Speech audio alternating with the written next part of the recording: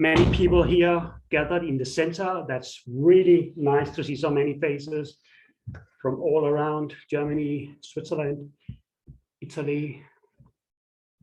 Tonight's teaching are called Buddhism in a Nutshell.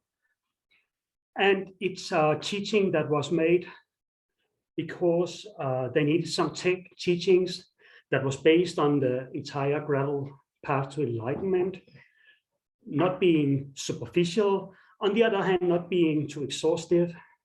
So they wanted to make some teaching. They means, tell them who they is. They are the teachers at the FTMT. There you go. Yes. And we suggested to Venerable that she would come and teach, and they will refer to Buddha Shakyamuni's life and the Four Noble Truths that are central. Well, we'll see what I'll do. I've got no idea. That's the thing. And actually, it's also referring to Lama Tsongkhapa, our lineage holder, his text called The Foundation of All Good Qualities. Right. Thank you for reminding me. Yes, What's my but phone? I brought it, I thought. Keep talking. Go on. speaking to Venerable Robina earlier today, she mentioned to me that she was wanting to read something from the life of Buddha Shakyamuni, and we'll absolutely see what will happen. That's right, we will. But what I've learned from many years of following Venerable Robina in about all of her teachings, although we hear some of the same situations, anecdotes, overlapping stories, we always hear them in a new context, think about them in a new context. And maybe I grow as a person and think something new, learn something new. So it's always worthwhile to get Venerable Robina back, hear it all over again now, 10 years later. So Good, thank you, Lars. yes. And thank you, and I will pass it on the word Thank you to very Venerable much. Robina. Okay, people. I don't know what I'm doing tonight. I have no idea. We'll just have to see what happens comes out my mouth, and I hope I don't bore you, okay? I would also like to mention that we would like to chant the mandala. We're not going to offer it, but we're going to No, sing. we will offer. We'll offer. Oh, we're not all right. Change of plans. Oh, I didn't know. You gonna offer it again? Yes. We're going to offer it We again. may, Venerable. If you're okay, we will offer. If you would prefer not to, that's also. No, keep it simple. Do it for the weekend. We've done it once already this week. It's All okay. right, I'll just chant it, and then you will do the rest of the prayer. Oh, might even do that, yes. All So, right. no, just let me tell people, it's really important to let us be, oh, here we go, now another ritual. So thinking, what's the meaning? What are we doing here? It's chanting a prayer, as you just said. We're going to imagine, because every thought counts as far as Buddha is concerned. Every thought counts, okay? So the thought we're having is, if you want, is to imagine offering, well, in fact, it's here, all the contents of the universe, all the objects of the senses that make people happy. Offering all these to the Buddha as a request for the teachings. It's very meaningful. Sashi Perki Jurjing Metor Chamri Rabing Ji Nidegen Padi Sangye Jingdu Ningte Ura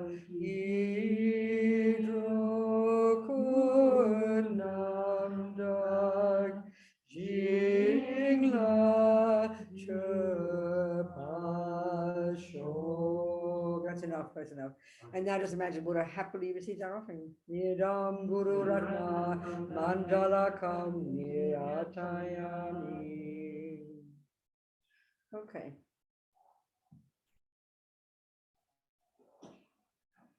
So, well, there's different, there's two different kind of, types of Buddhism around the world. You could say like that. And it's in reference to two different goals.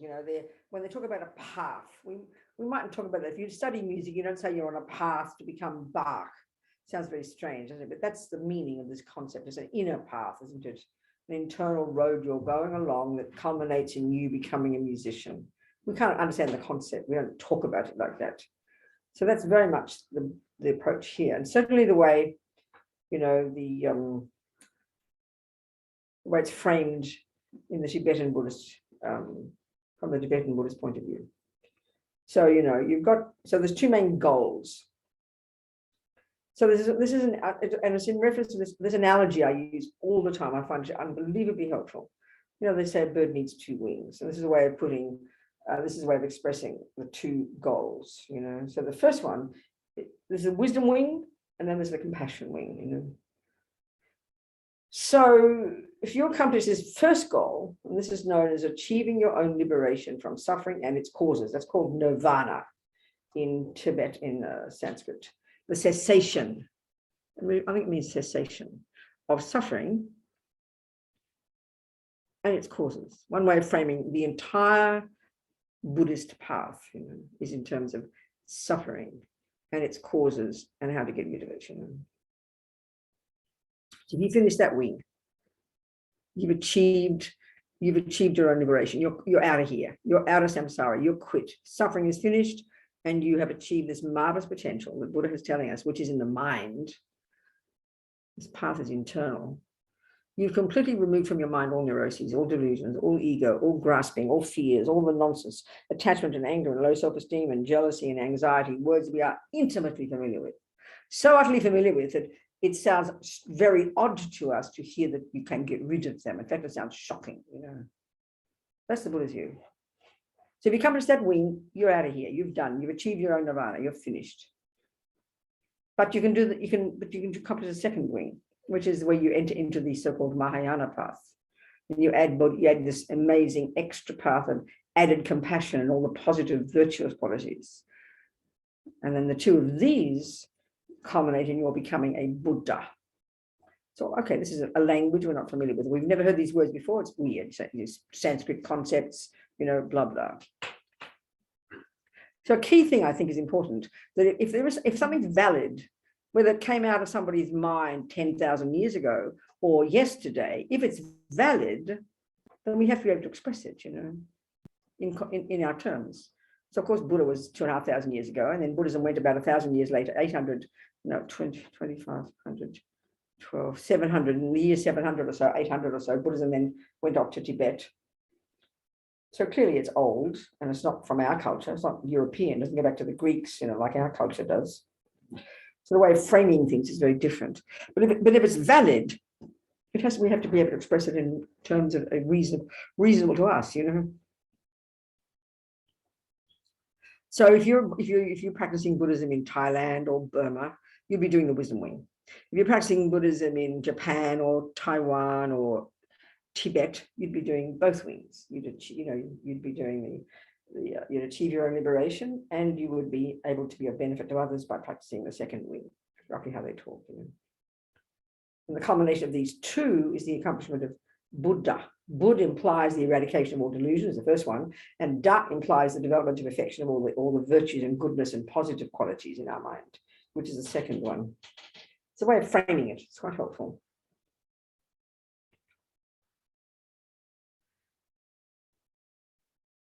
So, Buddhism is about the mind. This is the thing.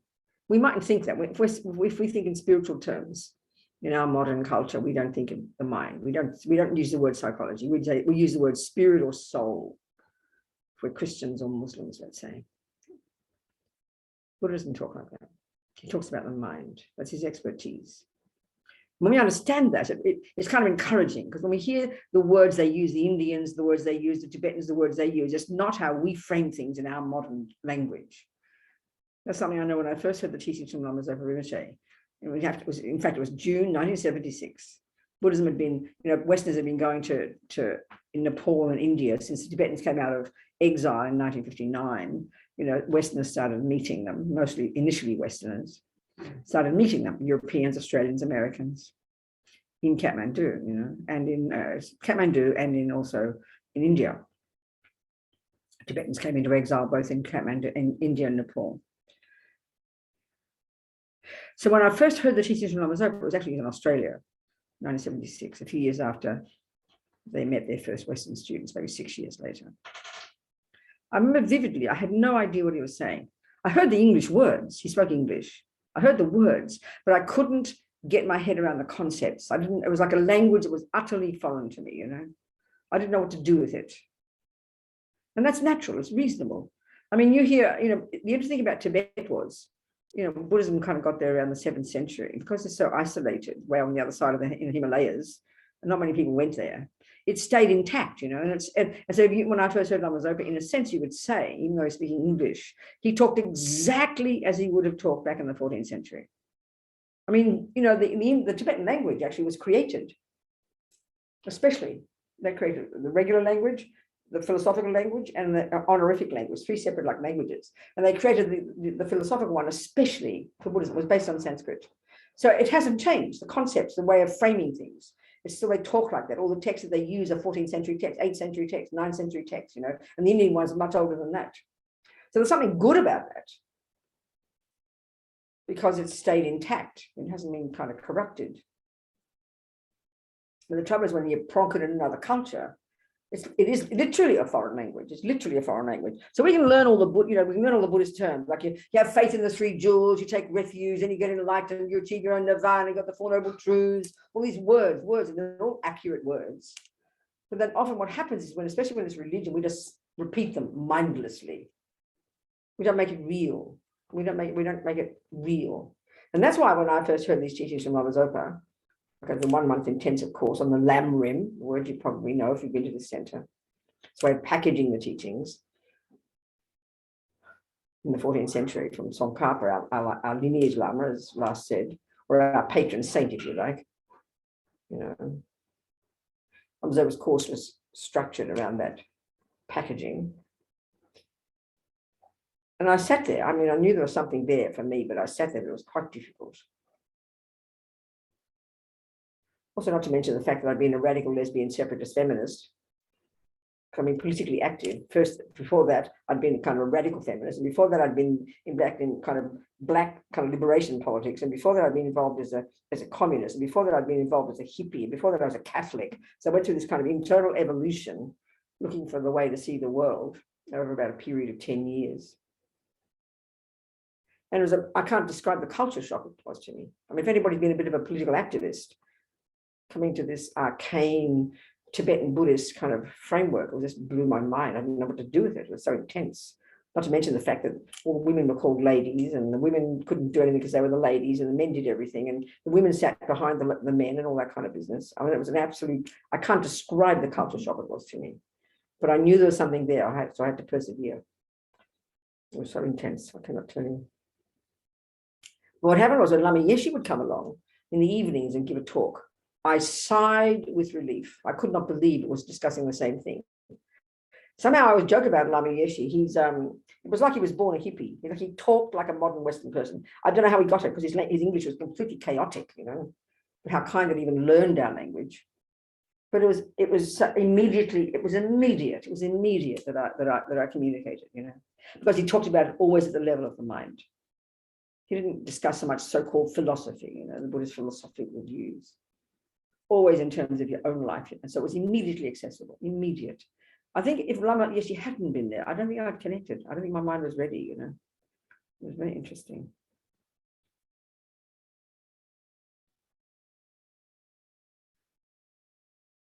And so it really struck me then, because I mean, over my own life, I was trying to find a way to see the world. And like I said, I went through this internal evolution over about a period of 10 years. From when I was 19, I gave up being a Catholic, and then went to, in the late 60s, went to England, hippie, all this business. Now I forget what I was going to say. I was definitely looking for a way to see the world. I didn't say it like that, but it was very clear. I was like I'm driven, to find a way to see the world. And mainly it was the political. Well, I didn't go the philosophical direction, I didn't go scientific, it was political. How to make the world a better place, how to help the suffering people.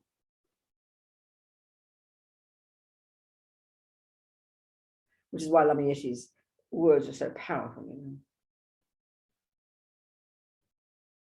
So, but I knew at that time, I knew this is what I've been looking for. It was intense and difficult, but I knew, so I didn't leave. I was there for 2 intensive months. Did 1 month retreat with Lama Yeshe, Lama Zopa, the LamRim, 1 month retreat with Lama Yeshe. Actually, it was a Chenrezig retreat. one of these deities, you know, and Chenrezi's male. Well, I'm still a radical lesbian. I don't want to know about visualizing some boring old male. So I visualized Chenrezi as a girl. I thought, why not? You know, it doesn't matter. So anyway, but I knew this was for me somehow, but I had to really process it. It was intensely difficult. I can't describe. I was like in this internal turmoil, you know, I had to find a way to how to frame all these teachings, to understand them. And I mean, it takes a while because it's such an arcane structure. And like I said, because it's so-called religious philosophy, we can easily mystify it, you know, and just quote the words mindlessly. Or we just chuck the baby out with the bathwater and make up our own. Well, I can believe what I like. It's Buddhism. No one says I have to do anything. I mean, that's really outrageous. It's so inappropriate, you know. So I had the sense then that it was our job in this time, and like this bridge, you know, Tibet was collapsing. All the holy beings came to India, desperate to set up their monasteries to carry on the lineages, you know.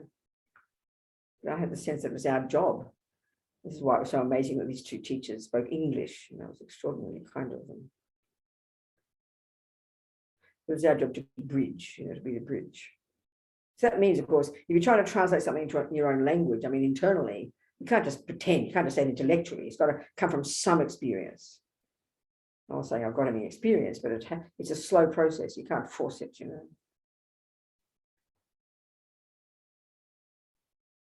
When we realize, so okay, what is Buddhism? I mean, this is the thing that's interesting. When you hear Dalai Lama talk, he always says that we have a Nalanda tradition. Always quotes the Nalanda tradition. So what's that?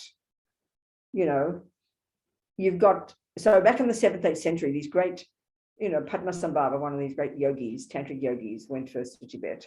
But soon, these great scholars, there's this amazing monastery in India that flourished around the 8th, 9th, 10th century and eventually collapsed, you know. I think it coincided with Islam coming into the country. It's just the way the world is, isn't it? It's what happens. So Nalanda was this place, unbelievable place. The ruins, you know, when we go on our pilgrimage to India, we haven't done it for a couple of years now, but we've been doing it for 20 years. We go to that place. It's such a moving place, massive. I mean, they've only uncovered a small amount of it. It's a vast place, very special, very special. I love it. There's ruins of this amazing monastic university where they, I mean, people, it was like and so what happened was all the great scholars from there, they went straight over to Tibet. So really, literally, the Nalanda tradition carried on in the minds of the holy beings, in the minds of the scholars and yogis, 7th, 8th, 9th, 10th century, 11th century, went and then stayed living alive, totally practiced in Tibet, you know, up until the present. So when we hear about Buddhism, you hear on the one hand, you see someone meditate. And initially, that's what we think of as Buddhism, isn't it? You hear someone meditate, or you see a person with a yellow robe on walking slowly with a begging bowl. Has to be walking slowly, being mindful. Like these kind of cliched views, you know. If you had to walk slowly, I'm a total failure as a Buddhist. I'm sorry, I would never qualify. Not to mention drive slowly to get it. So we have these naturally anything you look at, you have a very cliched view about what it means, you know. So, but you also then you got these monastic university system, and I think in China it was a bit like that, and maybe in Burma some of them study there, but mainly the view we have is it's the meditating, monks meditating, you know, and that's not wrong. Buddhism is about that, but Buddhism is also, and that's how very much it is in Tibet. There's this monastic university system kept alive in the minds of the holy beings from India, you know, this Nalanda tradition. So there's this tradition of, and still extant now in India, of course, alive in India, down south in India, the monastic universities there. So what are they doing?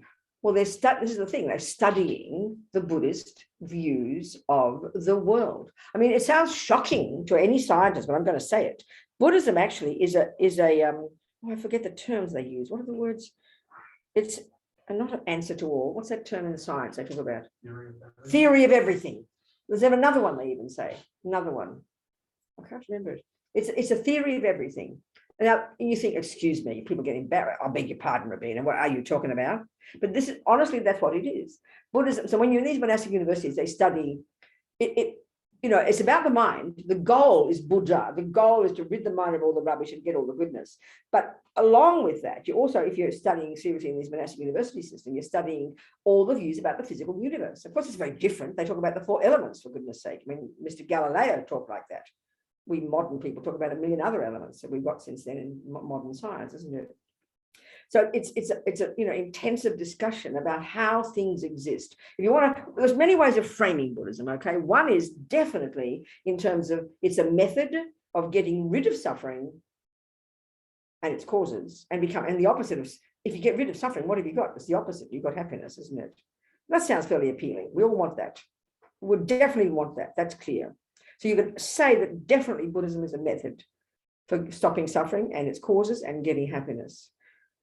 Then, of course, you have to understand what Buddha means by those words, and let's discuss. You could also say that Buddhism is definitely a really detailed system of ethics.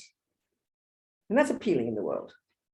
And that linked very much with, totally, utterly linked to getting rid of suffering and getting happiness. But Buddha's essential point is that unethical behavior and, you know, coming from crazy things in the mind is the source of your own suffering. Forget about causing suffering to others, but it's the source of your own suffering. And all the methodology in the Four Noble Truths, Buddha's first teaching, there is suffering, there are causes, you can get rid of it, and how to do it. It's a very practical presentation. It's all in terms of practicing ethics. Buddha's fundamental view, you know, there. But there's another way of framing it, which is the biggest one, and that encompasses everything. And it's very abstract to us. It sounds quite shocking. It's a system of developing wisdom and getting rid of ignorance. Okay, so what does that mean? You know, that sounds very curious. And in the Buddhist terms, these are utterly linked, you know. That's surprising to us. In our world of science, music, art, all the genius people we revere, marvelously accomplished people in these different areas, we would definitely say they've got wisdom. But we know you can be the best genius scientist on the planet and still go home and beat up your husband and children. So we never think of wisdom as having anything to do with, one, having to do with ethics, or two, with happiness. This is a really interesting point. This absolutely, for the Buddhist view, you cannot separate wisdom from happiness, from good ethics. There are 3 different doorways into the same thing. And I find that really fascinating. Because essentially, Buddha's saying, we suffer because of what's deluded, neurotic, ignorant states of mind that cause us to behave unethically and harm others.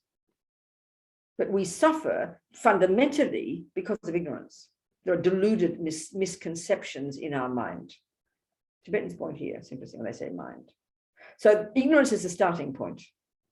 Ignorance is the starting point. And of course, it's a broad word. Let's look into it. But basically, Buddha is saying the extent to which our minds are caught up in mistaken ways of seeing things, the extent to which our mind is caught up in mistaken ways of seeing things is the extent to which, one, we are miserable, we suffer, and two, that we then behave unethically with our body and speech and harm others. And therefore, on the basis of this, cause ourselves as well as the present, but future suffering.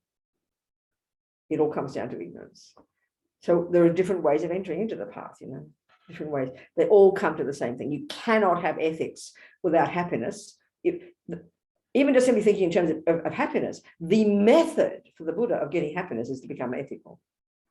Logically, there's logic to it. And it's a surprise to us. And then finally, by working on the mind, getting in deep inside, unpacking and unraveling what goes on in the mind. And this is really Buddha's expertise. His brilliance is the view in Buddhism and what the mind is about. And this is a big surprise to us. We never think a spiritual path is like that. So where did this come from? This is where the story of the Buddha, if you like. I don't know that much history, but the Buddha, you know, this person, Indian fellow, nice Indian gentleman, at this time in, you know, he came out of this incredible system. I didn't study. So when we think of Hindu, that's what we're talking about, all these different philosophical systems that were certainly prevailing at the time, you know, more than 3,000 years ago. Dalai Lama says it was these amazing Indians more than 3,000 years ago who were the ones who began the investigation into the nature of self. So they were the philosophers and yogis and meditators and spiritual practitioners. It was rich and unbelievable in India. And levels of, and so this whole idea of studying in the Buddhist monastic university systems, understanding the nature of the universe and blah, blah, blah, that's not brand new. That came directly, it's evolved from the Indians before the Buddha. So Buddha in that system, those systems went as far as he could go, in looking into the meaning of life, looking into the meaning of reality, looking into methods to get rid of suffering and get happiness. He kept going and through the systems that they cultivated, these amazing Indians. He didn't reject their ideas. He got as far as he could go. And then he said, no, they haven't gone far enough. So that's where he diverged in his own direction, specifically in relation to how things exist, the fundamental, ultimate way that things exist. So since that time, so-called, quote unquote Buddhism. But it didn't just pop up out of anywhere, it evolved from these marvelous thinkers and scholars and yogis, these incredible Indian scholars and yogis, I mean, and the thing is, what do we know in our modern Christian Judeo culture about these people? Nothing. I mean, these days maybe, but such cynicism, We know about the Greeks, we love the Greeks. Well, maybe, my point, philosophically speaking, scientifically speaking, we go back, that direction. But what do we know about China? Nothing. What do we know about India? What do we know about Africa? Nothing, But now, especially since the Dalai Lama is in the West, isn't it? Since in the modern world. And he's one of these people who reaches across borders and barriers, He's amazing. He's amazing in that way. Spiritually, philosophically, politically, he's incredible. So there's such last 30, 40 years, incredible discussions between scientists and especially scientists and thinkers, modern thinkers, which of course is science, and the best brains in the Tibetan Buddhist world, And it's been a huge eye-opener for modern thinkers, huge eye-opener. Really looking at their assumptions about what reality is, especially to what the mind is. All of this, it's been incredible. It's a real eye-opener. So only now, so much more of this stuff, Indian literature, Buddhist literature, being published by all the great scholars, modern Western scholars as well. Such an eye-opener for the world. It's fantastic.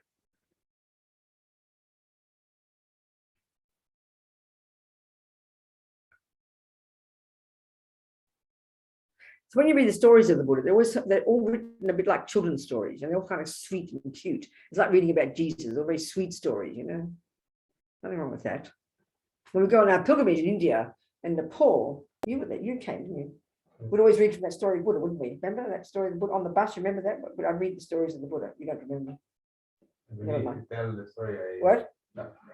You don't remember? Doesn't matter. Maybe they understand exactly. What? If you mention the story, maybe I remember. Oh no, I read when we'd read in the bus, we'd read books. You came on the pilgrimage, right, to India? Yes, I did. In the book, you remember in the bus we read books. I would read to you on the microphone. I still have a problem with the pronunciation. Pronunciation is a bit fast. Please, Usually there is a translator that gives me I'm sorry. time to. I'm sorry. I know, but you're going to have an Australian translator there. I know that. Sorry, darling. Forgive me, Manuel. Forgive me, darling. We had stories. I'd read on the microphone in the bus, so traveling through India. We'd read from books, Yes. and I'd read from Buddha's life story. And it's just like a children's story. It's very sweet. Nothing wrong with that. But it's important to get past this, the cliche views, Because it's this. He went from teacher to teacher. It seemed like continuing to look. Okay, so the thing that. Okay, so in terms of the philosophical views, and this is the interesting point. I think I'm not sure. Please forgive me if I'm wrong. Please correct me. But the sense I've heard a bit about. I didn't study in universities and things. I didn't study, but I pick up about what they talk about, the Socratic approach. When we talk about philosophy in the West, we talk about the Socratic approach. And I think, please mistake me. Please correct me if I'm wrong. It's this approach of having a very open mind and listening to different views about the world,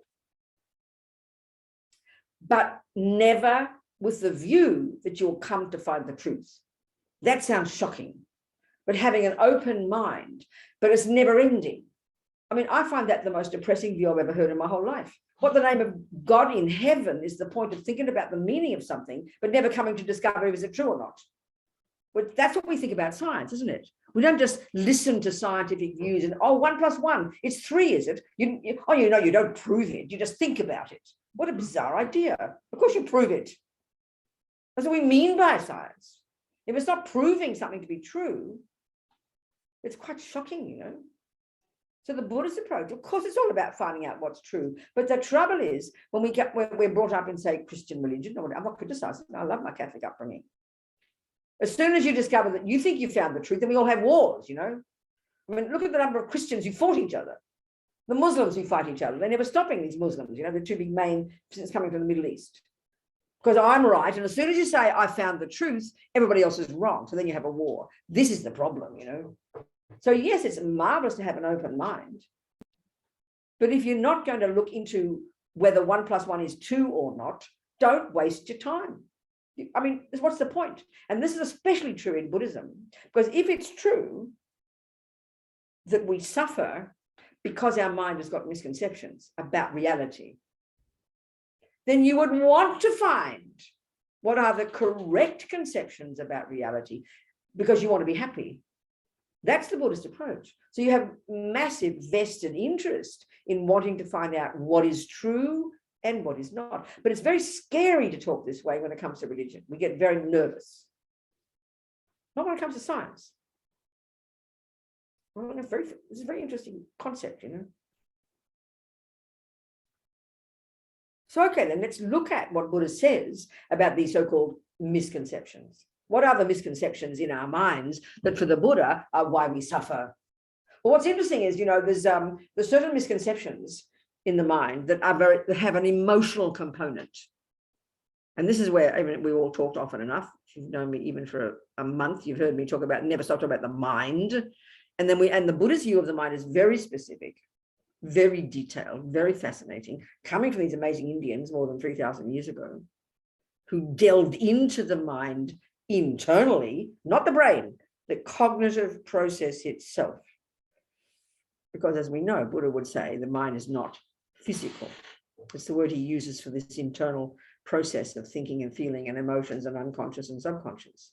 That's called mind or consciousness in Buddhism. And our job is to investigate that, to unpack and unravel that. In order for me to get happy, the wisdom wing, and discover my own and liberate myself from rubbish. And then in order then to help others get happy, which is the compassion wing. So in the Buddhist view of the mind, we can see it's a very cliched, easy way to talk about it. We can see it's true. We've got lots of miserable states of mind. We know in their nature they are miserable. Check the last time you were angry. Check the last time you were depressed. Check the last time you were anxious. You were miserable. It's so obvious, isn't it? So that, you know, and then you've got positive states of mind when you've got called kindness, compassion, forgiveness, generosity. We know these words. We're intimately familiar. And we can say fairly comfortably that when you're feeling generous or loving, you're happy. I mean, it's almost too simple. It's almost like we miss it. But this is exactly the stuff that Buddhism looks into. The Buddha has found this person, he's this great yogi, meditator, thinker, scholar, but this is an internal process. From investigating his own mind, he found that, and this is the point in the Buddhist view, that you can go to subtler levels of this internal process, way more subtle than we posit as possible in the modern view about the mind. This is the key point. When you delve into the mind, you start to identify beyond the emotional component, when your body is shaking with anger or inert with depression. That's when we notice these things. But once you use these methods that Buddhism teaches, you're able to go beyond the physical to the deeper level internally, to dig deep inside, down, if you like, and you listen and you begin to hear clearly the conceptual stories, the misconceptions that inform those unhappy emotions, that they're rooted in being misconceptions. It's quite a subtle point, actually. It's not evident on the face of it. It really needs careful looking at. But this is Buddha's point.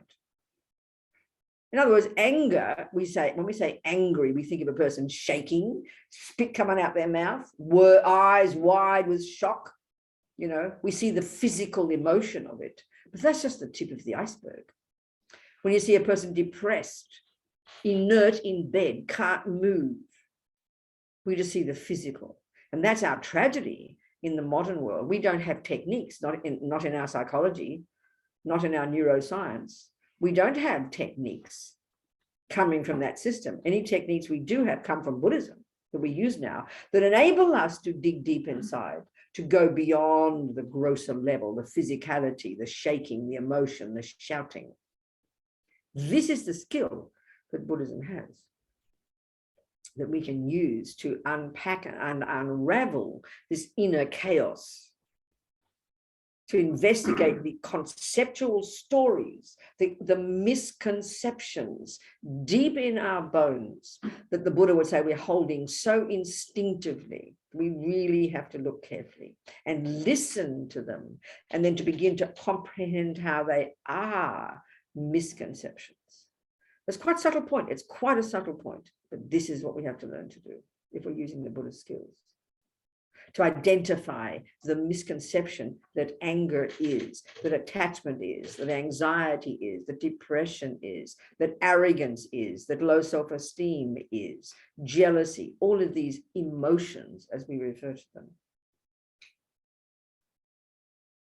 And this is the Buddha's point, which is, again, not how we think in our modern culture, not how we think in modern science, not how we think in neuroscience. That these misconceptions in the bones of our being, deep down, that we are intimately familiar with, that so much so that they're like second nature, that they actually can be uprooted, that we can learn to deconstruct these misconceptions and eventually, with much hard work, remove them utterly from our mind. And that's what's meant by nirvana. Do not think of it as an alternative to heaven. It's so cliched. It's a mental state, you know. This is being a Buddhist. It takes time. It doesn't happen overnight.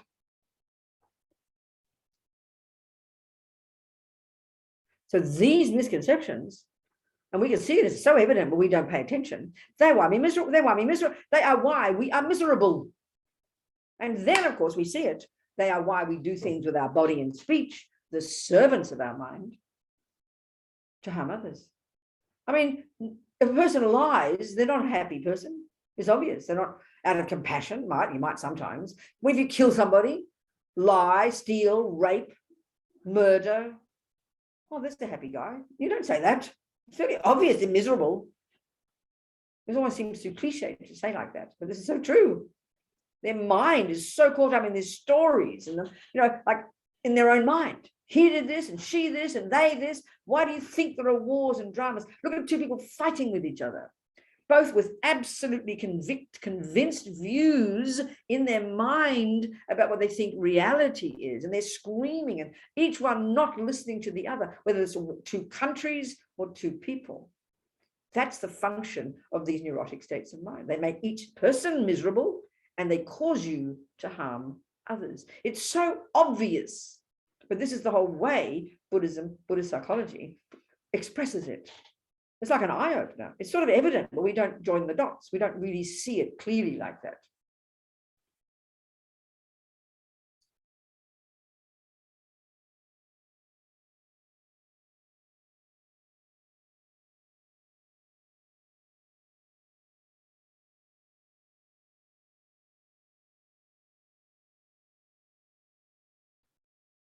So the Buddha's idea is we have, all of us, which is very uplifting, have this incredible potential to be free of this misery.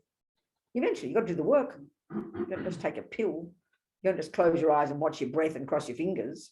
It's hard work, but the techniques are there. It's possible to be less neurotic, less miserable, less depressed, less angry, less jealous, and therefore what? More kind, more loving, and more happy. That's the bonus, you know. The words are so simple, but it's quite encouraging. It's quite encouraging.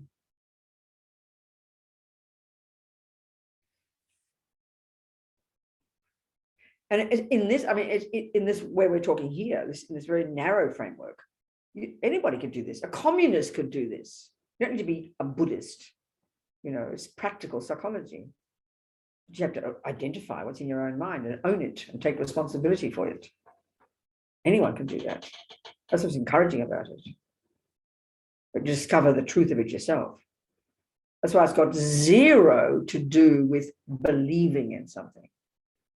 In this way we're discussing. This is a narrow framework of dealing with your mind. And then, of course, you've got the worldview. Buddhism is a worldview, a view of how the universe exists. This is where the concept of karma comes in, which is fundamental to the whole Buddhist worldview. Huge, vast, view of what the world is, and what sentient beings are. What is all this? This is vast. There's the vast level, and there's the internal, individual level.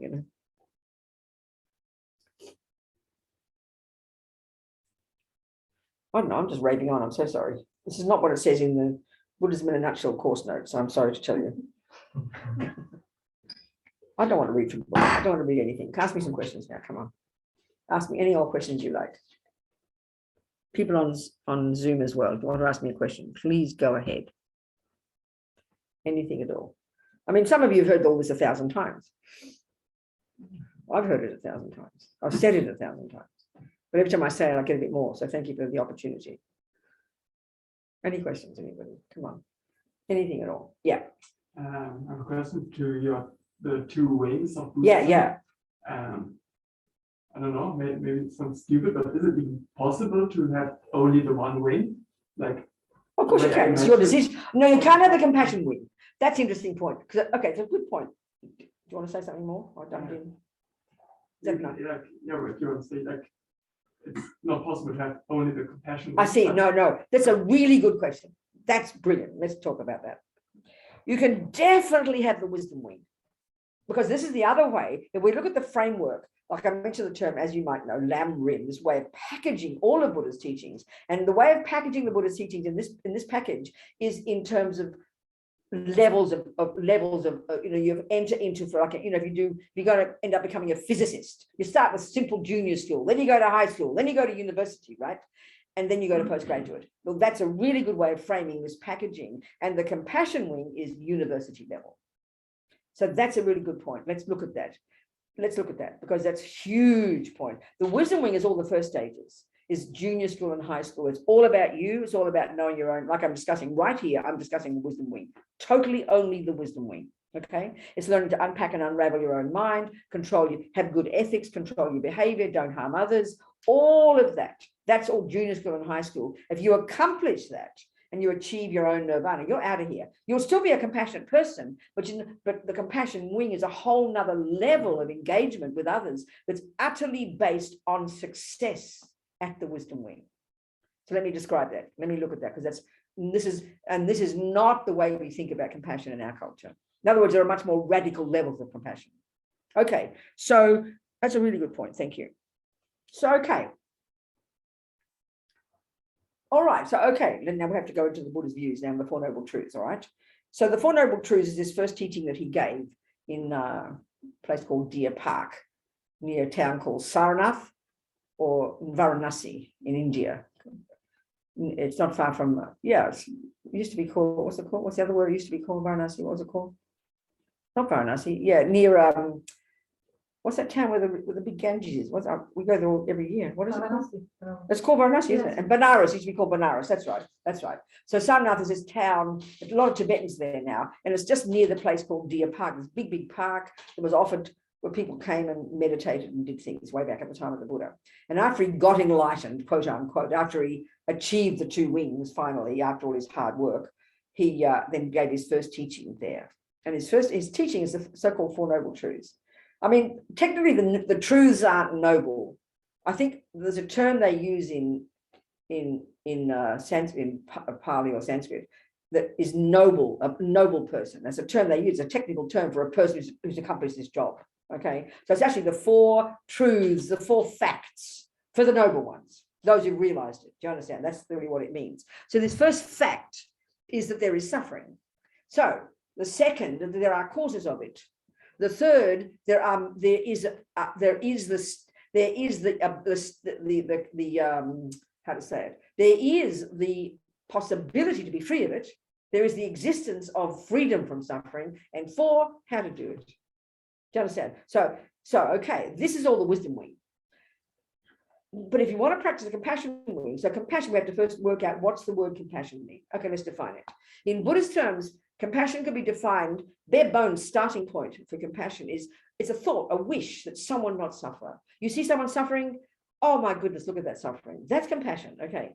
Now, right there, we better know what suffering is, hadn't we? We better define our terms, hadn't we? If you say, I have empathy for someone who's suffering, well, what's suffering, mummy? And we normally say, oh, well, if a person gets kicked or the dog gets hurt or the child is suffering or the child is hungry or, you know, something, that's what we call suffering. Poverty, sickness. You agree, don't you? In our world, when we see a group of people who look gorgeous and have a lovely house and money in the bank and they're laughing, we would say they're happy. Then we look at the next door neighbors who are angry and miserable and no food and they're sick and we'd say they're suffering. So our view of suffering is pretty straightforward. Would you agree with that? Would you agree? Generally in the world, isn't it? Very physical. It's related to conditions and the body and the obvious level of suffering. Now, Buddha doesn't disagree. It's clearly suffering. But that's just his first level. So in the First Noble Truth, he's got 3 kinds of suffering, 3 levels of suffering. That's the first one. He even calls it the suffering of suffering, like in your face suffering. The second one, though, and this is where it gets really tricky, and on the face of it, it's like ridiculous. It's actually a subtler level of suffering, more pervasive and more subtle, harder to identify. And in reality, it's what we call happiness. Now, this is shocking to hear. To hear that what we call happiness, that if you look at that family of people who are smiling and happy and got money in the bank and everyone's lovely, and you say that they're suffering more than the first group, excuse me, mate, what are you talking about? So we've got to know what he means by that. And that really it's quite, technical, but and we've got to look at the logic of it if we want to know what Buddha means. Why what we call happiness is in fact a more pervasive, subtler level of suffering.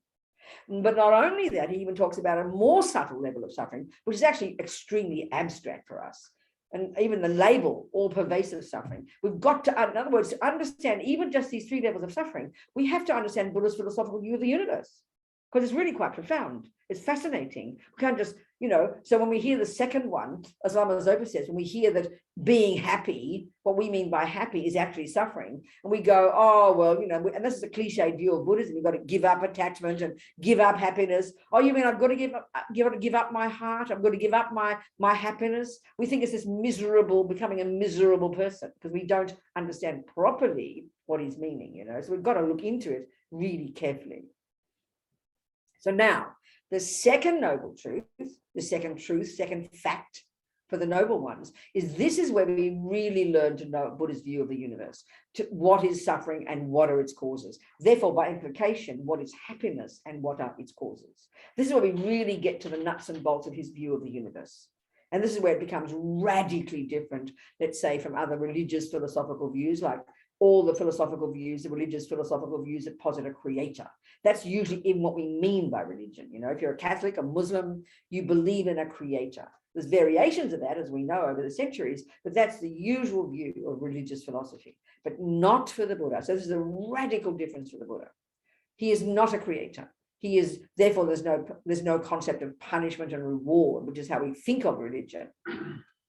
So this is where we hear, so for him, there are 2 main causes of suffering. And we can flip that over and say there are 2 main causes of happiness. You can easily say that, but in this framework, it's the suffering. And this is the part that's shocking. Well, we've got to really think carefully what he's meaning. And this is what just takes time. Even when we start to study Buddhism seriously, it takes time to hear this because it's utterly different from our own view. The view of scientific view, the philosophical materialist view, and it's utterly different from the Christian teaching, for example. And so the 2 main causes of suffering, Buddha says. So one way of first describing this is this, the Buddha talks about the law of cause and effect. And this is known in Buddhism as the law of karma. It's just a Sanskrit word. I don't know what I think it means action or something, but it's referring to the general law that Buddha would say is a natural law that runs the universe. It's the natural law within which the universe runs. And this is the key point about Buddha not being a creator. We know perfectly well, I know perfectly well, when I was a Catholic, God, this being who doesn't have a cause, is always existing, is perfect, decided for whatever reason, I don't know, I understand the reason why God decided to create the universe, but I'm sure there are reasons there, decided to create me and the universe. So created the laws of the universe. So if you want to understand Christianity, you've got to understand God's laws, because it's called God's law. By definition, it's called God's law. Then you've got natural law. So the scientists say we are only natural law and forget God, you know. But the Buddhists also are only natural law. There are, of course, Buddha's laws. You know, Buddha at this time, when he started gathering monks and nuns, people who became ordained, he created laws. They're reasonable laws, but the fundamentals of the natural laws, the fundamental way the universe is for the Buddha, has got nothing to do with the Buddha. He doesn't create anything. Buddha's not a creator. Buddha did not create a universe. Buddha is not the boss. This is shocking to try and hear. I mean, Christians and Muslims find this shocking to think that basically, you know, Buddhists are a bunch of communists, as far as they're concerned, a bunch of atheists, you know, it's too shocking because we think religion equals creator. Not for the Buddha. There's no such concept. He disagrees with that view. All the philosophical discussions that you go into for years and years in the monastic university system, you argue, look into this view. Buddha would say it's not viable to have a being who is permanent, uncaused, and creates universes. As extensive, they study this, look into this. Buddha would say, Buddha's view is that there are trillions and trillions and trillions of consciousnesses or minds, not physical, not the handiwork of mummy or daddy, not the handiwork of a creator. So the whole Buddhist view, and this is where he gets into these two causes of suffering, which I'll get into, minds are beginningless and endless. They're the product of the law of cause and effect. This is a radical difference. And this is what, you know, freaks most people out about Buddhism. Buddha would say, my consciousness is not physical. It is not a function of the brain. It relates to the brain. It's not the handiwork of a creator. It is not the handiwork of my parents, and it's a continuity of mental moments. And it contains my love, my hate, my anger, my jealousy, my neurotic states of mind, my positive states of mind. They are the contents of my mind. And this mind of mine, I have the potential to, using these subtle techniques, these amazing genius Indians invented thousands of years ago, to access these subtle levels of my own mind, to unpack and unravel it and to liberate it from suffering and its causes. So this is a continuity of consciousness. So I'll get back to the first second of conception in my mummy's womb. Then the egg came from mummy's body, sperm came from daddy's body, other way, yeah, that way. And then consciousness, where did it come from? A previous moment of itself. It's this natural law of cause and effect. This moment of my mind comes from the previous moment of my mind. That moment of my mind in this river of mental moments came from a previous moment of my mind. You go back to the first second of conception, you do exactly the same thing. That moment of consciousness in my mother's womb came from a previous moment of that consciousness. A few weeks before that, and this is in all the Buddhist view of karma, it's all deeply described in the philosophical teachings, was in another body, and so on and so forth.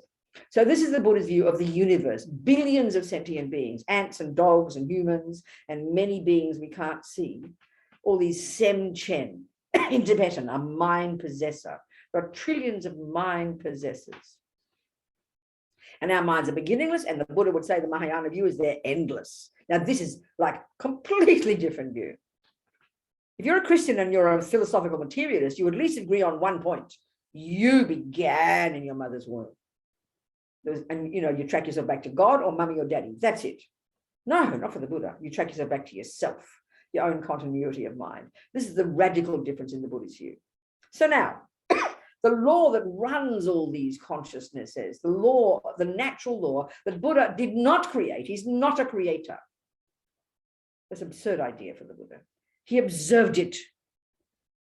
It's a natural law that runs the universe. And that's where the radical difference, I always quote, I asked my Jesuit priest friend, what is a sin by definition? What is a negative action? What is an unethical action? How do you define it? And he said, it's by definition going, as we know for being Catholics, going against the will of God. By definition, a sin is doing what God said not to do. But for the Buddha, it's got nothing to do with it. He says don't kill, just like Jesus. So Jesus says don't kill because God said so. I'm not complaining about that view. It's just not Buddha's view. Buddha says don't kill honey child, because have you noticed nobody likes getting killed? It's a natural law. It's a natural law. And natural laws is what we mean by science. Well, Buddha agrees with that. But he's got this subtler view of natural law, that's all. So then we look at the world and we can see some people, even at the gross level, let's look even at the first level of suffering. We can divide the whole world, roughly speaking, into people who are relatively happy and people who are relatively suffering. And if we look at our individual minds, every being in the world, every dog, monkey, ant, human, every second of what we think and do and say, what is it trying to accomplish? Happiness. What are we trying to accomplish? Get rid of suffering. It's what drives every being in the universe. Look at us. It drives everyone automatically. Every choice we make in a day is based on what will make me happy and what will avoid getting suffering. It is evident, you know. Buddha says, go for it, baby. I've just got some methods, that's all, for how to get happy and how to stop suffering. So you deal with the first level of suffering first. So if I want, if you're looking at there is suffering, there is a problem. If you want to solve a problem, you've got to find what the problem is first. You've got to label the problem. It's called suffering. What is suffering? First kind. It's this when bad things happen. Speaking simply, it's when the bad things happen. Good way to put what suffering is, this first level. So you locate it. You know, in this case, I'll use an example. You're my boyfriend, let's say. What's your name? Kristen. Kristen. I know you don't. With a T. I know you don't. Have we met before? We have not met before. We have not before. Not Kristen. via Zoom. Okay. Anyway, so you're my boyfriend. Pretend. I mean, poor you, but never mind. Kristen's my boyfriend. So, a typical thing of suffering, Nina will say, she sees me crying. What's wrong, Robina? Why are you suffering? And I will answer you Kristen punched me, for example. Or he was mean to me, we'll say. Nina won't argue with that. How terrible of Kristen. I understand, Robina. Now I know why you're suffering. So that's how we would label the problem. Now, we'd first label it, I'm suffering, and then we have to find the causes. Because if you want to solve a problem, you first locate the problem, but then you must identify the causes, because then you can find the solution. This is pretty obvious. So here in this case is the solution will be punch him back, sue him, divorce him, chuck him out, isn't it? Look at the world. That's what we do. Buddha's got a different analysis, okay? He doesn't argue that Kristen punched me. You saw him. You saw him punch me. It's a fact. But Buddha's point is this. Sorry, Robina, he's only a catalyst for your suffering. The main cause of your suffering, honey, is in your mind. And it's from your past action. Because if my mind goes back and back and back, life after life, life before life before life, and this is the second point, every millisecond of what I think and do and say is a karma. Every millisecond of what I think and do and say sows a seed in my mind, programs my mind. And those seeds eventually will ripen in the future as my experiences. So a positive action, like say Nina sees me, well, Robina, why are you happy? Oh, Kristen was so kind to me. Nobody's going to argue with that either. That is evident for us that my happiness is dependent upon Kristen being kind, that my suffering is dependent upon Kristen being mean. This is a simple, ordinary way of looking at the world. Buddha doesn't disagree with that, but he says we're not looking at the deeper causes. There are subtler causes from the big picture point of view. So the same way with happiness, there are two main causes of my happiness. First is the past action or karma that I did, because everything I think and do and say, nothing goes astray. It leaves a seed in my mind. So that virtuous action of mine 22 lives ago, and karma's personal. Karma's a natural law. If it's a natural law, it's got to be coherent and it's got to be consistent. It can't be random. And because there's no creator, it has zero to do with punishment and reward. No such concept in Buddhism. It's a natural law. So I must have planted a seed 2.5 lives ago by being kind. And then now 2.5 lives later, my past action of virtue ripens in my mind as a happy feeling. But his kind action is merely a catalyst that triggers my own happy feeling. And my happy feeling is mainly caused by my past virtuous actions. Equally, the suffering. My past negative action left a seed in my mind that now, upon meeting the external condition called Christian, is triggered by his being mean to me, and it triggers my unhappy feeling, which is called suffering. This is quite a technical point. It's a technical point. This is Buddha's explanation. So there are two main causes of this moment of suffering or happiness. One is the past action, but then the second one, and the main one, they subsume to one, is the delusion, the neurotic state of mind, the anger, the attachment, the jealousy, or whatever that was in my mind 2.5 lives ago that compelled me to be mean to him. Equally, the happiness, the action of generosity that I did to him 2.5 lives ago, triggered by the second cause, which is the main one, my virtuous state of mind. So the two main causes of suffering are, one, the past action, and two, the delusion, or in terms of happiness, the virtue that triggered it. That's Buddha's technical explanation. Nothing to do with punishment, nothing to do with reward, because there is no such thing as a punisher or a rewarder. There's no creator. It's a natural law that runs the universe. This is Buddha's view. But because we have this powerful belief in the punishment reward model, we hear it like that. That's not what he's saying at all. So this is just the first level of suffering. So now if we look at the Buddhist model of the mind, he divides all the contents of our minds, a very clear model of the mind, as we all have heard it often enough. We've got the neurotic, deluded states of mind, which are the source of our suffering, and on the basis of which we do things with our body and speech that harm others, so they cause others suffering as well. And second, we have the positive states of mind, love, compassion, so on and so forth. They are the source of my happiness, and on the basis of which that I do actions that benefit others are the cause of me being beneficial to others. There are the third category of states of mind, but we don't discuss those now, we don't need to. So we've got the negative, unhappy, deluded, ridiculous states of mind that are rooted in being misconceptions, that causes us to live in la-la land, that causes us to be miserable, and causes us to do dumb things with our body and speech that perpetuate our future suffering. And then we have the positive states of mind, on the basis of which we are content and happy, and on the basis of which we use our body and speech to do good things, to benefit others, which also produce my future happiness. This is the Buddha's view of karma. It's quite complex, actually, and it's quite technical. Nothing to do with punishment and reward. Very, very different from the views we tend to have. So if we like Buddhism, we've got to study this. It's obvious. It's quite intricate explanation, but shocking initially, because the first response is, oh, you mean it's my fault? I'm the blame? Well, yes, but for your happiness too. We are the main cause of all our happiness and our suffering, Buddha says. It's a shocking concept, but I love it. It means I'm the boss. I love being the boss. Thank you very much. Therefore, it's in my hands. Now, once we understand that view of the mind, there are three main delusions. There are millions of negative states of mind, millions of neurotic states of mind. Once we start to study the Buddhist model of the mind, you learn that these three, they call them the three poisons. Buddha refers to them as the three poisons, the three toxic emotions.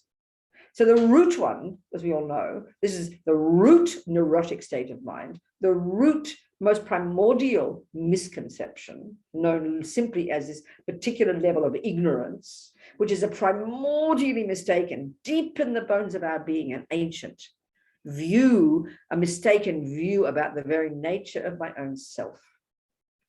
Primordially mistaken, deep in the bones of our being. This is the final view of wisdom when we practice. So on the basis of that fundamental mistaken sense of a self, concrete, solid, separate, miserable, then there is this massive attachment, this emotional hunger to get what that supposed self wants.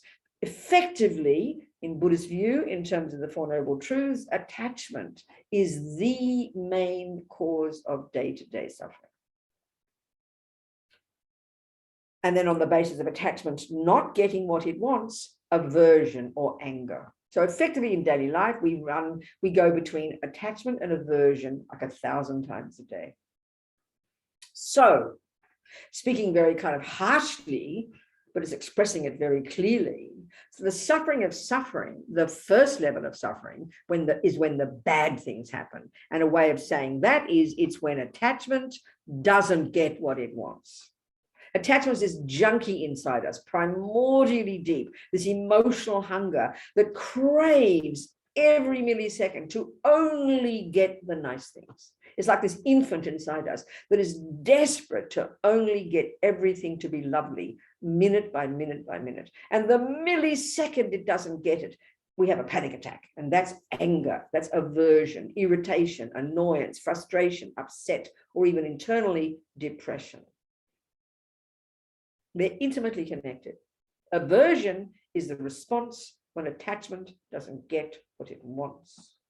So attachment not getting what it wants, when you punch me in the nose, when I'm sick, when I'm poor, when somebody abuses me, when my father kicks me in the teeth, when I'm sacked from my job, when my husband leaves me, look at the suffering. That's when attachment doesn't get what it wants. It sounds so cruel to say it this way, but this is the logic of the Buddha's view.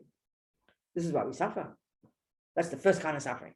Now, the second kind of suffering, which we call happiness, that's when attachment gets what it wants. But attachment is like a junkie mind. It's the mind of a junkie. It's this emotional hunger, craving every millisecond. And when it gets what it wants, we'll become like little vampires, you know, greedily grasping at the cake and the boyfriend and the handbag and the this and the money, believing utterly that when I get that, I will get happy. Buddha doesn't argue it will trigger happy feelings. He's not being fundamentalist, but all he's saying is attachment's like the happiness. The happiness that comes from attachment is the happiness of an alcoholic, the happiness of a junkie. It's desperate and frantic. And when you analyze it carefully, and this is quite technical, we have to do the analysis, but it doesn't last. And not only does it not last, so the happy feeling that does come when the mouth meets the chocolate cake. What drives that is the emotional hunger of attachment that over-exaggerates the deliciousness of that girl's body, the deliciousness of that money, the deliciousness of that cake. Attachment exaggerates. The key characteristic of all deluded states of mind is that they exaggerate. They lie to us. That's why they're misconceptions. So attachment, which drives us, this emotional hunger within us, is frantic to get happy feelings. We believe utterly that happy feelings come from the cake, the boyfriend, the handbag, the money, the thing, the this, all the objects of the senses. More subtly, coming from people praising me and having a good reputation, all these things, more subtle. Attachment drives every being in the universe. So we believe utterly that when we get what attachment wants, now I've got happiness. But Buddha says, I'm sorry, guys, would you kindly analyze it? Check the last time you had a chocolate cake. Yes, didn't it look divine? It looked totally divine. The attachment exaggerates its deliciousness. Attachment exaggerates its function in making you happy. You over-exaggerate its function. You then greedily eat the cake, hungrily anticipating happy feelings. Happy feelings do come. But what we don't notice is we're not satisfied with those happy feelings, so we have to have a second piece. And we're still not satisfied. We're hungrily waiting for happiness to come, but we haven't noticed until you have the fifth piece and you want to vomit now. So this suffering is called the suffering of change. It does trigger happy feelings, but it doesn't last. And not only do you not get happiness from the chocolate cake or the boyfriend, it inexorably turns into the first kind of suffering, which is being miserable. We can prove this scientifically. It's just that it's very depressing because we don't have any methods other than these to get happy feelings. This is what Buddha means by being in samsara. So back to the point about compassion.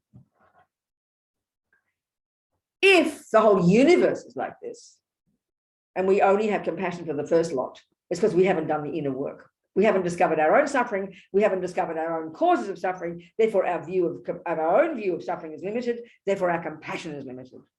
And we'll only have compassion for a few little children and dogs. That's too limited.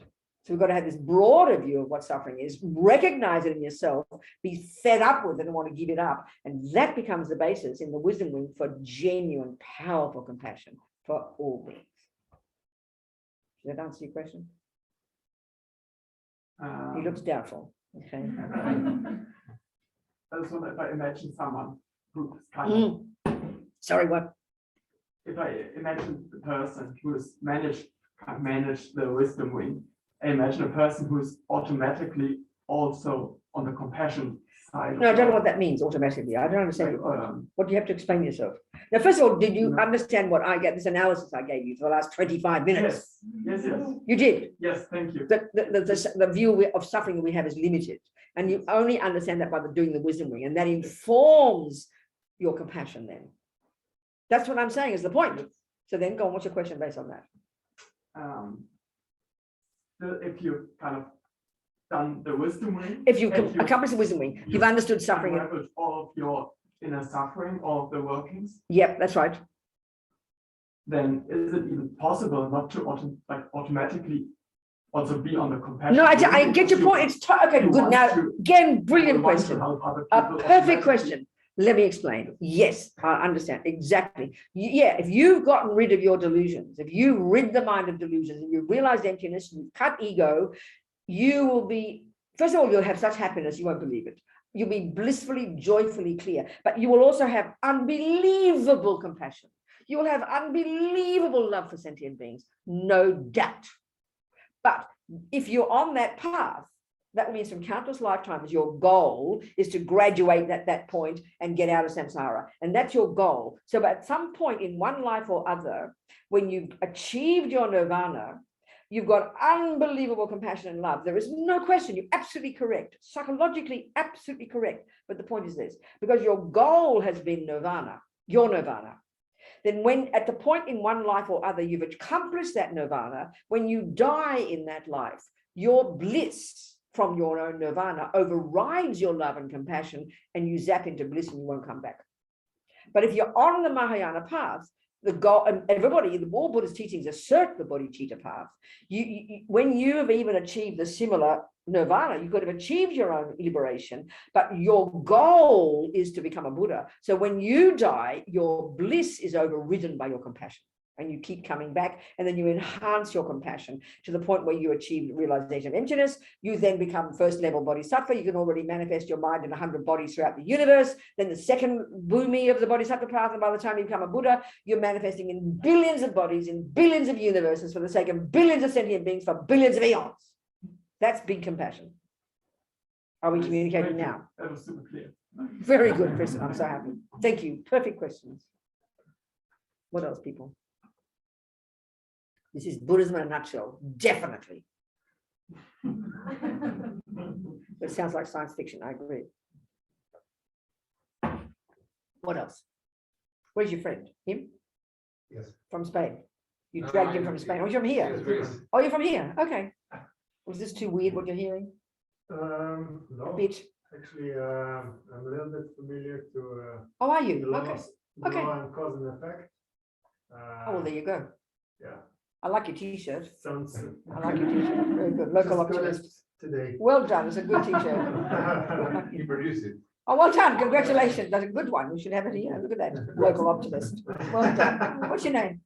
Silvan. Sylvan. Happy to meet you, Sylvan. Thank you. Good. Nice to meet Good. you. Yeah, exactly. So what else, people? Any questions? I might have a question. Good. Go on. You might have a question. That's So I'm rather new to all of these concepts. okay. And I have the question with this reaching the state of being a Buddha. Isn't that the state that you can lose again?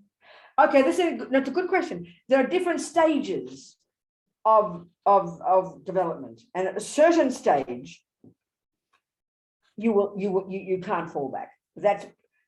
But you know, you can. I mean, the Buddha would say we've had countless lives where we have been practicing. We have achieved incredibly high realizations. We've had this what they call single-pointed concentration. We've had amazing qualities, but we haven't cut the root of the delusions, and then we lose the plot and we fall down the mountain again. So it's only when you finally what they call realized emptiness, when you've cut the root of all these misconceptions, you've cut the misconception of the wrong self. It's only then that you can't fall back. You can even lose bodhicitta at some point, this astonishing level of compassion that you only want to benefit others. You can even lose that. But the wisdom wing is the crucial one. You've got to, you can't fall back after a certain point. And that's a pretty high point. You with me? Yes, I do. Good, It's okay. still hard for me to What? think that there would be a state that I can reach where I don't have to put any work anymore. No, I didn't say that. I didn't say that. At a certain point, you can't lose things. You've still got more work to do, but you can't fall back after that. You can't fall back after that. Buddha says we can all fall back. If you even get to high realizations, but until you cut the root of the misconceptions, you can always lose that and have suffering again. But there's a certain point where you don't lose it. That's when you've cut. And there's logic to that, but we have to study it first because it just sounds pretty abstract. Yeah. It's implicit in the logic of the way the mind works, which we have to understand. Do you understand? Okay, thank you so much. What else, people? Any questions? Nothing? It's only 8:20. How long have we got, Lars? Till 9 o'clock. Oh, good Lord. Okay. You're going to ask me some questions. Yes. We have one on. Oh, good. Okay, go on. Yes. Good, Christine. Talk to me, sweetheart. Hello, dear. Hello, good morning, Happy to see you, Venerable. darling. How are you today? Good. I'm very well, thank you. Good, happy to hear that. So my question to you, I just wanted to Hang on a ask second. Just in- going to get a bit louder. Can't hear you, darling. I said I wanted to ask the question. Hang on, sweetheart. Just a moment. Talk to me, Christine. I wanted to ask the question of how does one identify a teacher, and then what's the appropriate steps to ask for a venerable to be your teacher, and what exactly is the protocol and the process? That's a good point, then Christine. Okay, I'll talk to you, darling. I will try and answer that. Okay. Well, I mean, there's very formal ways, as you know, from talking about it in all the Buddhist literature, you know. And I mean, I want to just talk about it as I want to talk about it in a very simple way, and to try and make it very logical. That and actually, just interesting. Oh, does it need more volume there? There we go. It's as high as possible. That's okay. That's fine. Okay. So first of all, it's true, isn't it, that the best, I think, we can look at our lives, the best way to learn something is to find a person who already knows how to do it. I mean, sometimes we can be so arrogant and kind of want to reinvent the wheel, you know. I mean, can you imagine refusing to ever ask, like your mother, to show you how to make a cake? And this is my example. You know, I'm going to discover it for myself. You spend hundreds of millions of dollars and do endless research. If you just look at a picture of a cake and try and deduce how you make one, just ask your mum. It's a lot cheaper, you know. So it's like all knowledge is like that, isn't it? So it's really good. You need to find, there's a lovely term in Tibetan, we need to find a knowledge holder, rigsin, a knowledge holder. So I always use the example actually of making a cake. I mean, I think it's a great one. So the first point is I have to know I want it. You know, my mother was very wise. She never forced me to make cakes, and I never bothered to ask her. Because she knew it wouldn't work. It's like we all know in English, you bring a horse to water, you can't make it drink. It's very wise, you know, so she never forced me. So there I was in London. I always tell the story. I was like 25, 26, and I was a hippie. And the vivid thought for the first time in my life was I wanted to make a cake. I never had that thought before. And it was a carrot cake. It was back in the 1970s or 60s. Hippies must have made carrot cakes back then. It was a brand new idea, I think, back then to make a carrot cake. So I thought, I'm going to make a carrot cake. So it was the first time I had the thought, and this is a really major point, Christine. I'd never thought it before. So the first thing is you have to know you want it. You've got to know you want it. You can't drag a person off to make cakes. They won't want to do it. It's got to arise in your own mind. So then in this case, you then would find a teacher. How do you find a teacher? Well, in this case, I knew my mother. I didn't ask. So I thought, well, I'm going back home to Melbourne anyway. I'll ask my mum, you know. And why? This is the crucial point, Christine. This is the method you use. You've got to do your due diligence. If you just go and ask any old Joe, how do I make a cake? And you have this is the crucial point now. You do not have any experience of how to make cakes. So anyone can tell you, well, how can I make a cake? Well, put 15 eggs in a bowl, beat them up, put 4 pounds of salt. You wouldn't know they were right or wrong because you don't have the experience. This is why we have to do so much checking, due diligence, you know. So I'd done that already. And so you check the teacher. I'd checked my mother. I'd eaten her cakes. I'd checked her students. I'd eaten my sister's cakes. I'd checked her peers. Her friends and other people said she was a good cake maker. And I would need to do that because I don't have any experience of a cake. So I have to have inferential certainty. This is a major point they discuss in the Buddhist teachings. You have to have inferential certainty. I'd done my due diligence. So when I go back home to Melbourne, please, Mum, show me how to make a cake. I'm sure she burst into tears. 25 years of waiting. Finally, I asked her, you know. She was also my music guru, you know, she was my music teacher as well. So anyway, this is the interesting point now. I was ready. I had done my due diligence. I wanted to do it. And I'd done my due diligence. So I asked her, and all the conditions came together. And this is what's fascinating. I remember that day vividly because it was the first day that cakes became real for me. I have a memory of it in the kitchen. She told me to do this. And it was, in fact, an apple and walnut cake, not a carrot cake. And why have I got that vivid memory? Because this is how they talk in Buddhism. We know this. I received a transmission from my mother's mind into my mind. We talk about that in Buddhism, and it sounds all kind of mystical, but it's logic. I was ready. I'd done the research. I asked her to show me to make a cake. I shut up. I did what she said. I made the cake. Her knowledge, and there was space in my mind. You know, imagine if I'd said, well, what do you mean 2 eggs? Why not 7? And argued with her. How ridiculous. I was ready. I checked. I wanted it. I did what she said, and I got the cake. I haven't made a cake in 30 years. I bet I could make a good cake because I received the transmission from a knowledge holder. So that's how you find a teacher. So, of course, in that case, I said, please, Mum, show me how to make a cake. So with a teacher, this is exactly what I did with Lama Yeshe, you know, my first teacher. I went to his teachings with Lama Zopa and Lama Yeshe. Of course, it blew my mind, all this struggle I had. Then Lama Yeshe would come along, and I never wanted a guru. I mean, it was like a horrible idea back then when I was an old radical lefty. Who had a guru? It was a horrible word in the 1970s, you know. So I did all these courses and teachings for 2 months. And then I went back home to Melbourne. Then halfway through the year, it sort of the penny dropped. And I thought to myself, well, Lama Yeshe is my guru. Heavy with qualities. The word guru is heavy with qualities. It's a lovely word. We need a heavy person, heavy with qualities. And I'd done my checking with Lama. I'd seen his students. Lama Zopa was his main disciple, and he was impeccable. I'd done my research. I'd done my due diligence. I met him. I heard his teachings. I practiced them. And it gradually occurred to me, he is my teacher. But I remember I was embarrassed. And I whispered to my sister Polly, I've got a guru, but don't tell anybody. I thought, because I've been this radical political activist, having a guru was the most horrible thing to have. So then I went back to the same center later that year. And I didn't know this is a protocol now, Christine. I didn't know you're supposed to ask, which is very reasonable. But I informed Lama that he was my teacher. I was so proud, you know. He said, yes, I know, dear. So the ideal one, I don't think I prostrated, but I offered, and I basically was asking him to be my teacher.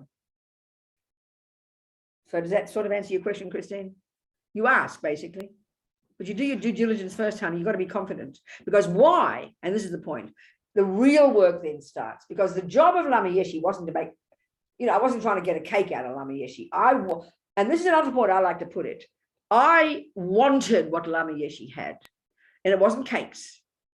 It was knowledge about the mind. It was methods of how to turn my mind into a happy, wise mind. I wanted that.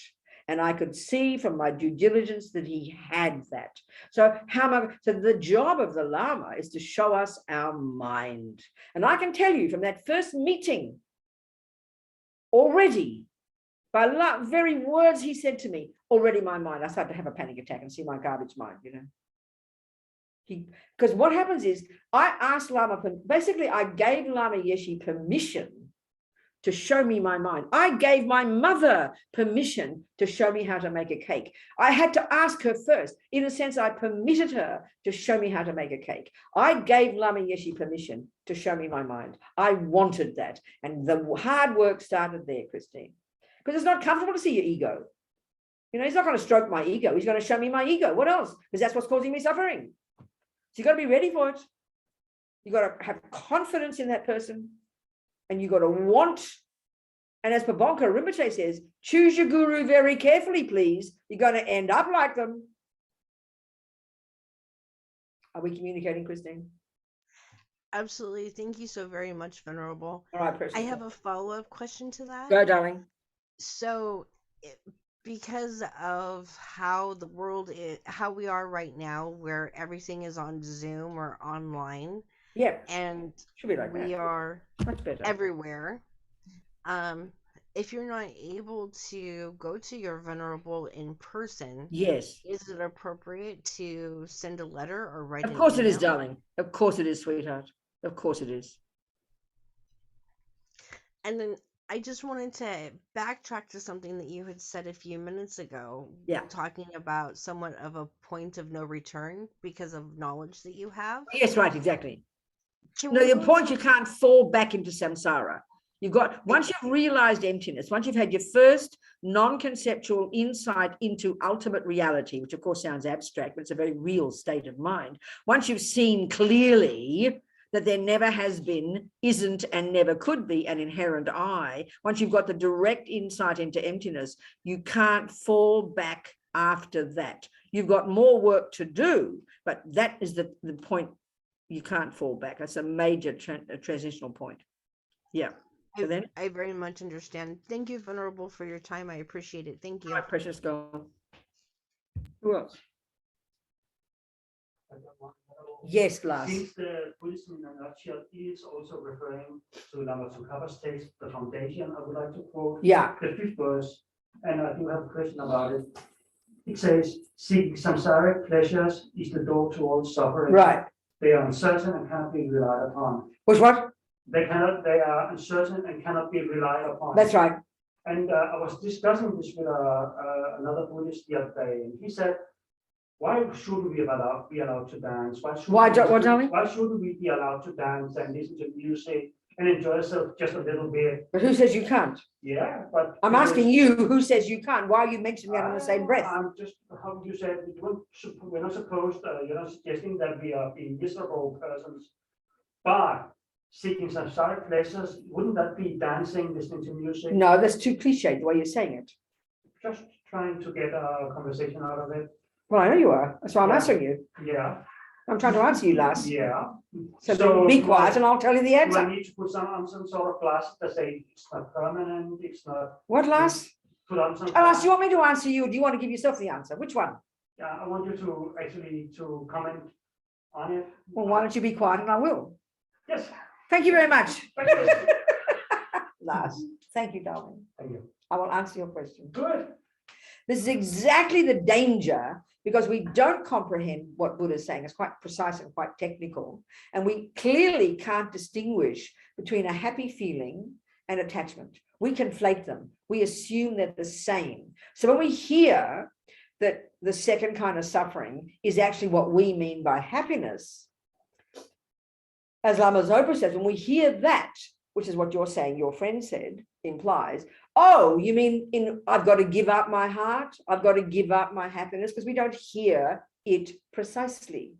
So happy feelings is not attachment. Happy feelings are totally correct. We want Buddhism, we want happiness. There's nothing wrong with happy feelings. But what he means by samsaric is when you believe that the only way to get happy feelings is get the cake, get the boyfriend, get the money, get the handbag. In other words, we don't know any other method to trigger a happy feeling and other than get something. So all Buddha is telling us is that method is limited and that the happy feelings that do come, nothing wrong with happy feelings, will not last. And not only that, but are contaminated. So that's why the analogy, the happy feelings that Buddha is describing that come from samsaric methods is like the happy feeling of a junkie. If you looked at a junkie or an alcoholic, you could see that the craving to have that fix, and then the relief afterwards is the best they can get, right? And that's what they would say by a happy feeling. But could you see that it's completely polluted, isn't it? Completely contaminated. And then you have to do it again and again and again. So it's not saying not to have happy feelings. It's saying understand the methods we use will never bring it. So it's not a question of, oh, aren't I allowed to go dancing? Or can't I have a cake? That's naive to say it like that. Mm. It's quite a technical thing, and it takes us time to hear it, Lars, to think about it, to see the logic of it. Right. All right. So is that giving you food for thought? So you can answer your friend? It is. Good. Thank you. Thank you, Thank you. Lars. Thank you, Lars. Yes, Kristen. I have a follow-up question. Good. Because like the way I understood it is that we can have it, we can have this moment of happiness, even if it's just, but also like you said, it's polluted. So should we avoid these kind of short happiness? Exactly. No, this is the thing. I mean, it's like, okay. Okay. The Buddha's method is, okay, this is the point. We all want happiness, which means happy feelings. Very simple, happy feelings. And the method that we have got, that Buddha identifies, the method that we use, we think is the way to get those happy feelings, is to get the cake, the dancing, the boy, you name it. Do you understand? It's quite simple. So it's not wrong. It does trigger happy feelings. But all Buddha's getting us to see is that we anticipate and crave and want and believe we're going to get, we say even, finally I found happiness. We've got the new job, the new partner. And we believe that we're craving it so hungrily. We now believe, now I've found happiness. We believe that. So already we know we'll become shattered. You get sacked. The husband leaves you. And because the expectation is so over exaggerated. And it's just not a valid expectation, because that cake, that boyfriend, that job can't make stable happiness. It will only last a certain period. And it all sounds depressing to us because we know it doesn't last, but we're kind of always hoping it will. So all Buddha's saying is this: listen, guys, I have found a method of how to get happy feelings that won't change. That's all he's saying. It's a technical point. He says the happiness you get now, it's fine. But it won't last, darling. Have you noticed it won't last? Have you noticed that you eat 5 cakes, you'll now vomit? What happened to the happy feelings? It's become unhappy feelings. But we can't stand to see this because it sounds depressing. And we're all junkies, so we don't want to look at it. All Buddha's saying is, hey, people, I found a method of how to get happy feelings that won't change into unhappy feelings. And he says the method is give up attachment. Not give up cake, not give up dancing, not give up multi-millions of dollars, not give up 14 girlfriends, give up attachment. Then you're going to have happy feelings all the time that will never change. That's what he's found to be true.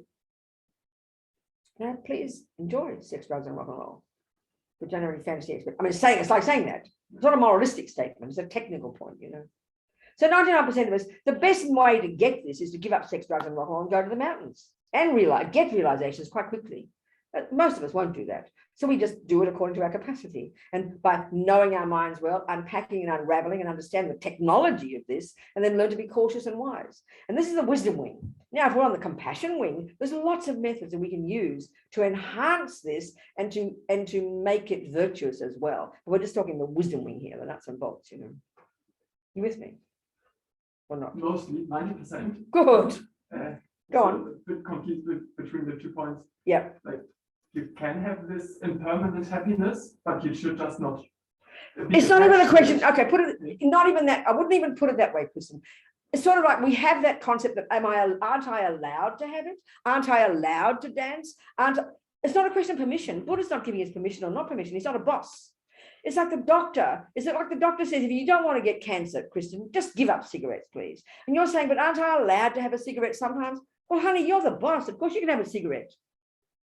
Of course you can have a cigarette, but there are going to be consequences. So we've got to do our best. So given that most of us aren't that advanced, we can't give up sex and drugs and rock and roll and money and jobs and things, but then we just do the best we can and be skillful and wise and understand the mind, and then learn. The more you understand how attachment works, you can still have your cake and eat it too, because you don't get caught up in it. So the attachment is not giving up cake, it's giving up the fantasy view of cake.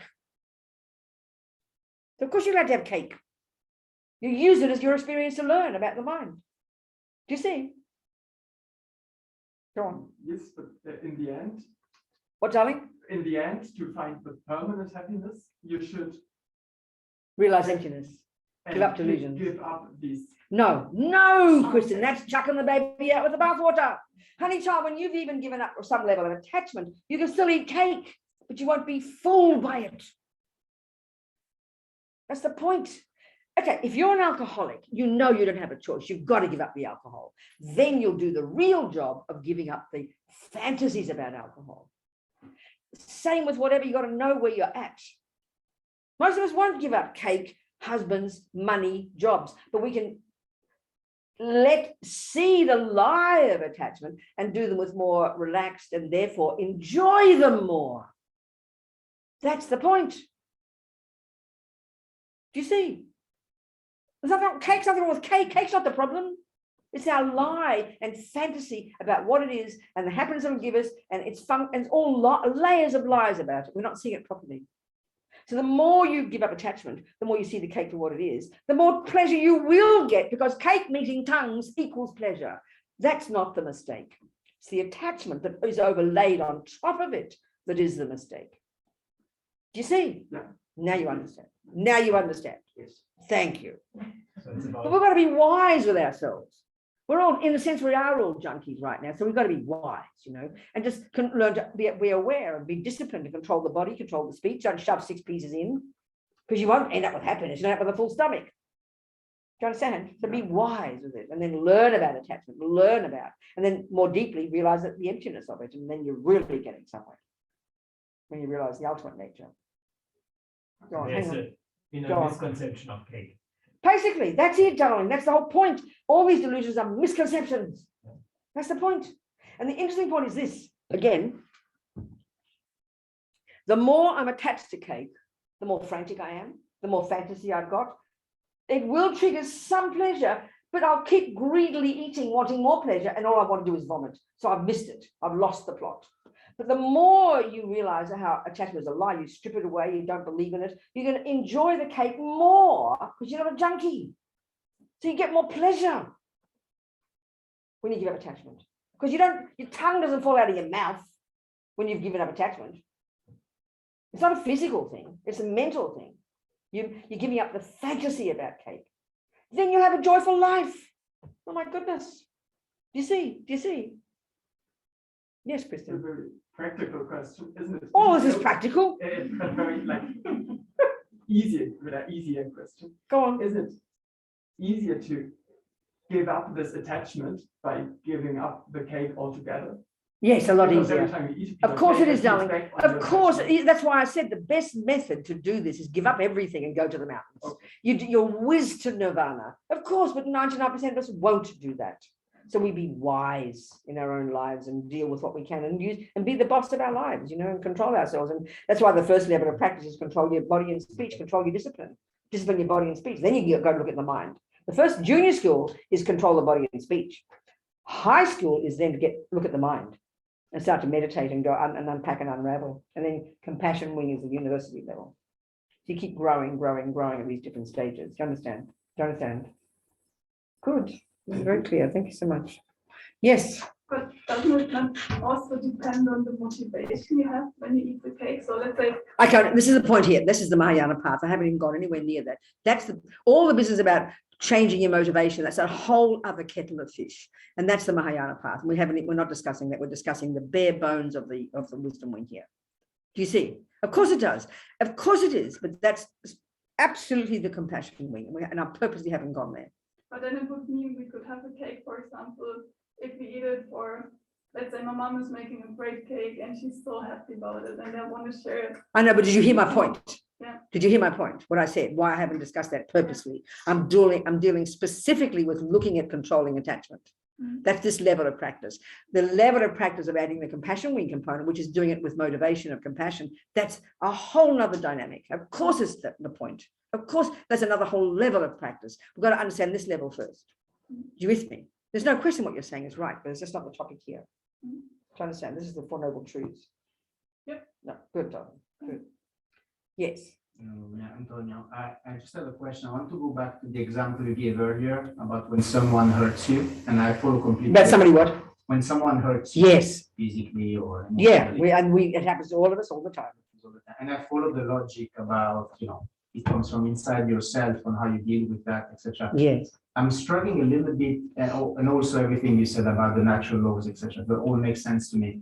I'm struggling a little bit with the fatalistic view somehow that this is also the result of your past lives. Can you comment a little bit? Why is that fatalistic? Just explain what you mean by that. Because it feels like it's the way I interpreted what you said is, I'm using the wrong words now, but Okay. you deserve it because of your past karma. No, I understand that. I understand that. Yeah. But that's a good point. But that's how we talk in religion, isn't it?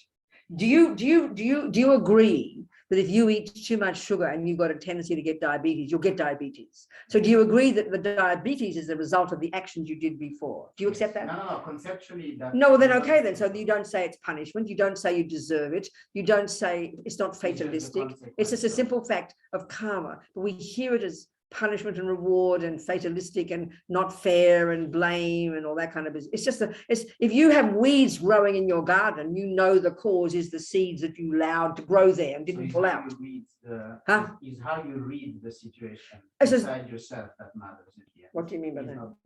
What do you mean by that? So is your interpretation of what happened, you being hurt, right? So the reaction would be not fair, not right. That's the ego's view. That's the interesting point. That's how we feel now. It's very instinctive to feel it's not fair. How dare you harm me? Because we don't have the view of karma. We think we didn't ask to get born. We think we're all innocent victims. That's the actual way that ego functions. That's why we respond that way now, which sounds pretty shocking, but that's the analysis. But if we have the view of karma and really practice it and really apply it every day, we wouldn't suffer so much when these things happen because we have a different interpretation. That's right. That's the one that takes time to see. Our mind is riddled with all these unhappy interpretations. That's the ego. That's the way ego and attachment and anger work. They're very deep, subtle viewpoints deep in our mind. Do you understand? Yes. So the change, when we start to really apply this stuff, it completely changes the way we interpret it. Completely. And when we get to the compassion wing, it's like completely different view. It's all to do with view. That's a key thing the Buddha is saying. And the attachment and anger are viewpoints, are deeply held viewpoints of an innocent victim. It sounds shocking to say it like that. But the more we hear it and see it and unpack it, we can see that. Do you understand? It's pretty intense. Yeah. That's a good point, though. Thank you. Very good points. All of you amazing. It's brilliant. Robina. Who's that? Who's talking to me? What? It's me. It's Megan. I'm on Zoom. Hang on. Okay, go for it, Tall. I'm looking at you. Talk to me. Sorry, it's Megan here. It's nearly 4 a.m. in the morning. So well done, girl. She's in Australia. I can hear it. Look at you. Come on, girl.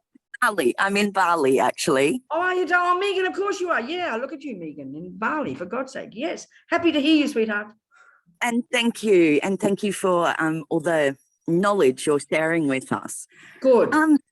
My question is, I guess similar to the previous question, you know, in terms of the natural laws and karma. Yeah. Can we influence that past karma? So for example, going back eons of years, my mind has been doing things that are maybe not always aren't always the positive thing. That's right. And obviously they come to fruition in the life that I'm in now. Yeah. Can we influence that so that that's right, Megan, this is what we're talking about. You see, this is the point about the Four Noble Truths. First is there is a thing called suffering. Second is there are things called causes. The third is that you can be free of it. And the fourth is the method, and that is to change it. That's the point. It's like you learn botany. There are weeds, there are causes of weeds, there are methods to get rid of weeds because everything's dynamic, everything is impermanent. There's nothing we can't change, Megan. We have to, and that's what practice is totally influencing the whole process. That's the whole point, honey. That's what practice is. There's nothing we can't change. There's no karma we can't uproot. There's no result we can't get. It's up to us. That's what practice is, darling. It's the essence of it. It's not set in stone. It's not fatalistic in that sense. Absolutely. Great. Thank you. Thank you so much. Which is the hopeful part, Megan, isn't it? Yes, exactly. Yes. Because I guess it was seeming a little bit fatalistic. I know, but that's how we hear it initially, but it's the opposite. Karma is very dynamic, Megan. It's not, it's not set in stone at all. And that's what practice is, learning to know how to change. Thank you so much. I'm happy to hear you, Megan. I'm so glad to meet you, darling. And you too. Yes. Okay, people, what else? Time to go, I think. It's enough. Yes. Oh, yeah, no, also you, who had a question here somewhere? Me, Oh, yeah, come on, Silver. It was exactly Your point. Oh, there you go. Well done. So did it answer it for you? Yes, Thank perfect. goodness. Okay, okay. Okay, good, perfect. Go on. One in the chat. Yeah, go. I understand there are no creators in the Buddhist view, but there is a universal intelligence behind it all. No, That there must be something to make us feel happy when we do good things. very good point. Your own mind. That's a really good point. There's no creator. And another way of saying creator is a universal something, what you just said. I'm not being rude, but not for the Buddhist view. No, the world consists of billions of individual beings, and everything that any being does second by second by second programs that individual mind and produces the future experiences of that individual person. And we also happen to experience things collectively as well. There's no overrunning intelligence, not like that. Not for the Buddhist view, darling. That's just the Buddhist view. Not. And why you're happy is because of your own past actions. You sow the seeds of being kind and loving and compassionate and not killing and not harming and not stealing. And the fruits of that are your happiness. Happiness is the fruit of not harming and the fruit of benefiting others. That's the literal explanation of the Buddha. That's what happiness comes from. It's in your mind. And you caused it. We're the boss. The chat says thank you. Oh, good. I'm happy. Okay. Who else? There's one more. Go. Speak it. Go. Christine. Where is it? Oh, Christine again. Is that Christine again, is it? With your hand Yes. up. No. Hello, job. Venerable. Talk Thank to you me. so much. Yeah. So I want to make sure that I'm clear in understanding your example. And so I'm going to use your example as an example. So it's the attachment to the cake is I want the cake. But when you are not attached to that cake, it doesn't mean that you're not ever having cake again. No, It's just that- attachment, there's two things going on in the mind, Christine. There is the simple thought, I'll have a cake, but at the moment, it's absolutely, totally driven by attachment to cake. So it's possible to say, I'll have a cake, and then you see it differently, you don't grasp at it. And like I said before, when it's not driven by this emotional hunger, you'll actually enjoy the cake more. That's what's possible. Beautiful. So it's not that you're never going to have cake. No, It's of course just not, that darling. you're It's not- throwing the baby out with the bathwater. No. It's just you don't have the Emotional attachment. hunger, the craving, Right. the belief that when I get Perfect. it, or the misery that if I don't get it, I'm going to have a panic attack. That was an excellent. Thank you so much, Good Venerable. job. Pleasure. Well, I think it's time to go. One more question. Where? Yes, darling, Just a talk to quick me. question. So you were talking about suffering with 3 different levels. Yeah. So suffering of suffering, Suffering of change. and the last. All pervasive suffering. So I'll explain. I'll try and explain. Okay, so now it's sort of like if we use attachment, simply speaking, if we use attachment as our reference point, the suffering of suffering is when attachment doesn't get what it wants. That's like being a junkie. Okay, attachment's like the junkie mind that's craving. So the suffering of suffering is when you can't get the junk. That's when it's just like a nightmare. The suffering of change is when you get the junk. All pervasive suffering is that you're born in the first place in a planet that's made of heroin, and you have a body of a junkie that just to survive, you have to ingest heroin through the 5 senses. That's all pervasive suffering. You've got no choice but to ingest heroin. The first one is you can't get to heroin, so you go crazy. The second one is you get the heroin and you just continue to suffer worse. The third is you got no choice but to ingest heroin because you have a body of a junkie in a world made of heroin. So by giving up harming others, you get rid of the first kind of suffering. By giving up attachment, you get rid of the second kind of suffering. And by realizing emptiness, you get rid of the third kind of suffering. You with me? Okay. Then you've achieved the wisdom wing. Now you're liberated. That's it. That'll do. We'll finish. Well, that's there we go. That's Buddhism in a nutshell. I think so. All right. So we think we've done 2 hours all thinking, listening, analyzing all the brilliant questions you've asked. They've been so brilliant, actually, so perfect, every one of you. All these seeds we planted to try and help us understand the Four Noble Truths, Buddha's point, what he's saying, and then start looking into it and applying it because it takes time. But with confidence that it's possible that we all have this amazing potential. This is the whole point, you know. I never give up on ourselves. And the thing is, as the Dalai Lama says, use your common sense, be practical. If you decide to use Buddha's methodology, you know, and you tick the boxes as you go, you practice and you get the results. And at some point, if you discover that what he said is actually wrong, then you reject him, because we're the boss here. Just blindly believe it, just cross your fingers, practice it one baby step at a time. You know, then, because we're the boss, So I find that very appealing, you know. So we think all these seeds we planted, may they ripen in the future as a development of our own amazing potential, so we can be a benefit to others, the compassion wing, which I'm sure we're going to talk about later in the week. Changchub semchog rinpoche ma ke panam ke gyuchi ke panyam pa me payang gong ne gong du sho.